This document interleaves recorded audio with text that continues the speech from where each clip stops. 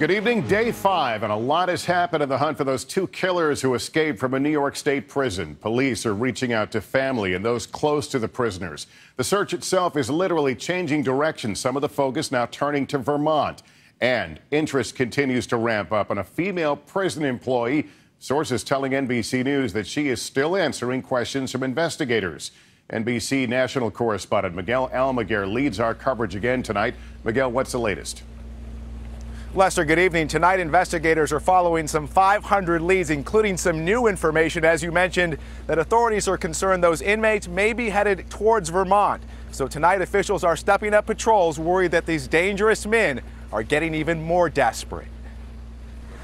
In a show of force and firepower, tonight the search for David Sweat and Richard Matt going door to door. This is Joyce Mitchell, a civilian employee who worked at the prison tailor shop supervising the escapees, is still being questioned tonight. NBC News has learned employees at the prison say there are no metal detectors here. Even duffel bags are allowed in and out unchecked.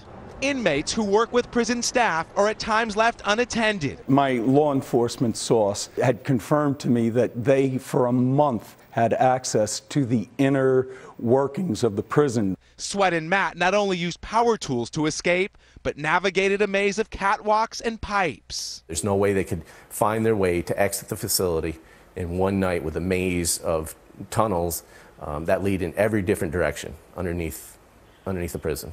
Today, 50 billboards in 4 states are now up. The intense search growing, neighborhoods not far from the prison swept by SWAT teams.